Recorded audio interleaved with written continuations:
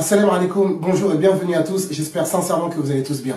Le thème de la vidéo d'aujourd'hui, c'est une vidéo particulière et délicate. Il s'agit de la prière que l'on appelle communément « Je vous salue Marie ». La première parole de cette prière est la suivante. « Je vous salue Marie, pleine de grâce, le Seigneur est avec vous ». Et lorsqu'on va consulter les évangiles, nous allons retrouver un passage qui va dans le même sens. L'ange entra chez elle et dit « Je te salue comblée de grâce, le Seigneur est avec toi ». Deuxième parole, « Vous êtes bénie entre les femmes ». C'est exactement la même parole que Élisabeth, la mère de Jean-Baptiste, a dite à Marie. Alors Élisabeth fut remplie d'Esprit Saint et s'écria d'une voix forte. Tu es bénie entre toutes les femmes et le fruit de tes entrailles est béni. Et nous les musulmans, nous avons exactement la même chose dans le Coran concernant Marie.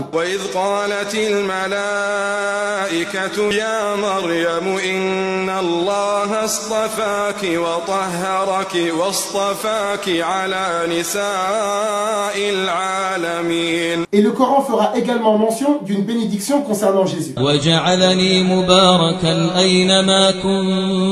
Nous allons poursuivre l'étude de cette prière et pour les prochains versets, je vous demande d'être concentré et très attentif. Sainte Marie, Mère de Dieu. Nous venons de lire ensemble que dans votre prière, vous avez qualifié Marie d'être la Mère de Dieu. Mais en réalité, cette parole-là va contredire directement la parole de Marie elle-même dans les évangiles. Alors Marie répondit, je suis la servante du Seigneur. Suivez alors très attentivement. Dans cette prière-là, vous avez fait mention que Marie est la Mère de Dieu. Donc c'est-à-dire que Dieu se serait incarné pour rentrer dans le ventre de Marie et qu'il a été confiné à cet endroit-là. Mais quoi? Dieu habiterait-il véritablement avec l'homme sur terre?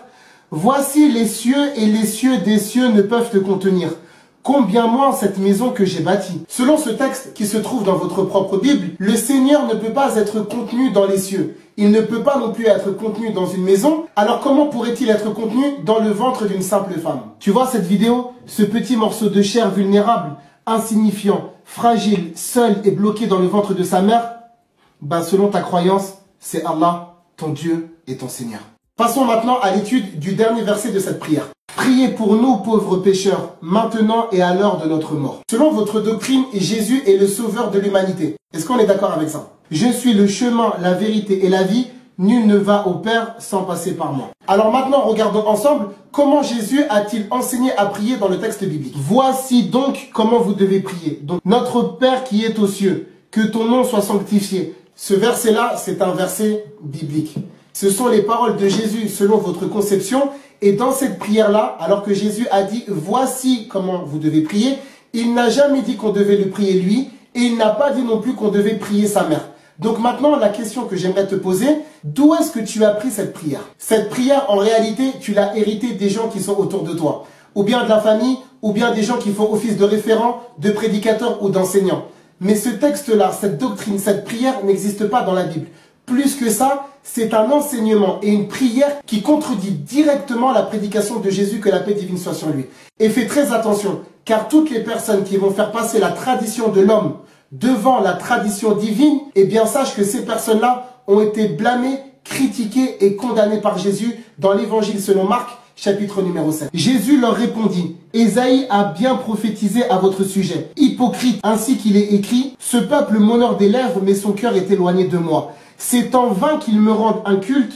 Les doctrines qu'ils enseignent ne sont que des préceptes humains. Vous aussi, vous laissez de côté le commandement de Dieu pour vous attacher à la tradition des hommes. La première des choses, c'est que Jésus a qualifié ceux qui font passer la tradition des hommes devant la tradition divine.